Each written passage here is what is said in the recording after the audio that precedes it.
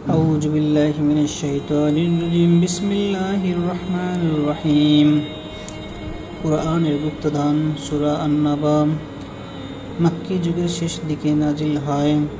সূরা নম্বর ৭৮ আয়াত নম্বর ৪০।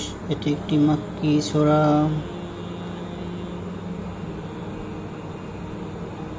সূরা আন-নাবা নাজিলের ধারাবাহিকতা অনুযায়ী ৮০তম সূরা। এর আগের সূরা মাআরিজ, পরের সূরা নাজিয়াত। কুরআন মাজিদের বিন্যাস অনুযায়ী এটি ৭৮ নম্বর সূরা। সূরা আন-নাবার অর্থ সংবাদ। সূরার দ্বিতীয় আয়াতে এসেছে কিয়ামতের সেই মহাসংবাদের কথা।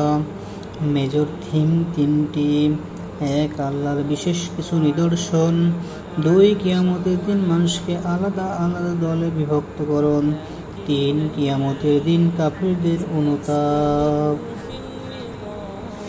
সূরা আন-নাবাকে ৩টি সেগমেন্টে ভাগ করা হয়েছে। ১ নম্বর, ঘোরতর সন্দেহ। পরকালের ব্যাপারে কাফিররা ঘোরতর সন্দেহে ভোগে, তাই এই বিষয়ে তারা একে অপরকে জিজ্ঞেস করে, তবুও তারা সন্দেহ মুক্ত হতে পারে না। দ্বিতীয় অংশ, সন্দেহ দূরকারী নিদর্শন। বসবাসের উপযুক্ত পৃথিবী, মজবুত পাহাড়, ঘুম, রাত, দিন, আল্লাহর কিছু বিশেষ নিদর্শন যা পরকালের সত্যতাকে নিশ্চিত করে। তৃতীয় অংশে হুঁশিয়ারি, বিচার দিবসের পরিস্থিতি হবে খুবই ভয়াবহ। সেদিন কেউই আল্লাহর সামনে কথা বলার সাহস করবে না। ফজিলত: যে সূরা নবীর চুলে পাক ধরিয়েছে। একদিন আবু বকর রাদিয়াল্লাহু তাআলা আনহু আল্লাহর রাসূল সাল্লাল্লাহু আলাইহি ওয়াসাল্লামকে বললেন, আল্লাহর রাসূল, আপনার তো চুল পেকে গিয়েছে। রাসূল সাল্লাল্লাহু আলাইহি ওয়াসাল্লাম বললেন, হুদ, ওয়াকিয়া, মুরসালাত, নাবা ও তাকভীর এই সূরাগুলো আমার চুল পাকিয়ে দিয়েছে। তিরমিজি ৩২৯৭।